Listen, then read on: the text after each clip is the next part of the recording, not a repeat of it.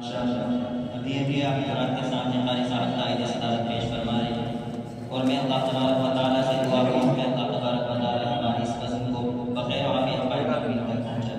तो आइए हज़रात, अब हमारी इस नूरानी बज़्म की अगली कड़ी अज़ीज़म मोहम्मद इब्राहीम हैं, मौसूफ़ तशरीफ़ लाए और तदबीरन तिलावत कलामुल्लाह पेश फरमाएँ।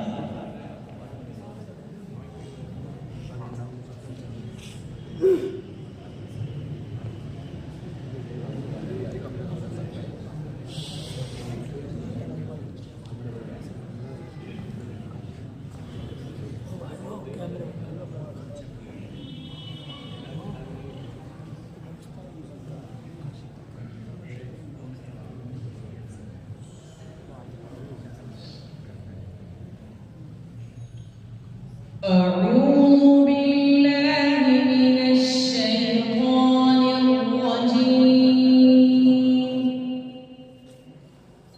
بسم الله الرحمن الرحيم.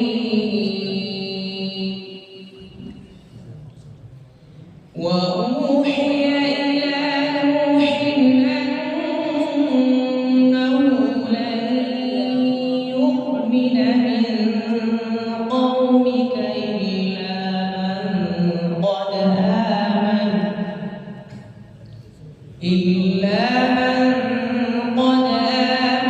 فلا تبتئس بما كانوا يفعلون. واصنع الفلك بأعيننا ووحينا ولا تخاطبني في الذين ظلموا إنهم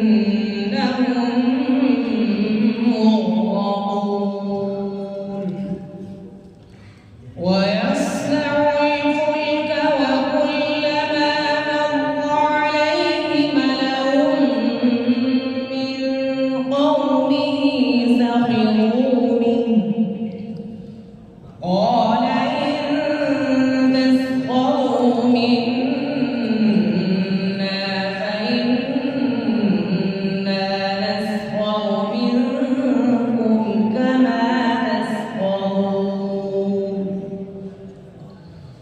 فسوف تعلمون من يأتيه عذاب يخزيه ويحل عليه عذاب مقيم. حتى إذا جاء أمرنا وفارت النور قل نحمل فيها من كل زوجين اثنين وأهلك إلا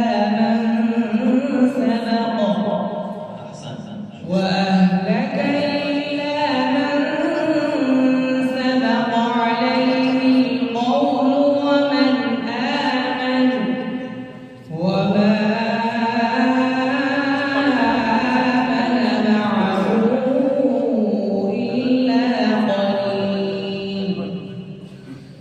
وقال اركبوا فيها بسم الله مجريها ومرساها إن ربي لغفور رحيم.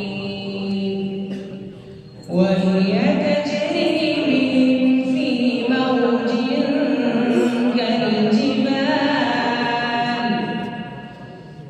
ونادى نوح ابنه وكان في معزل يا بني اركب معنا ولا تكن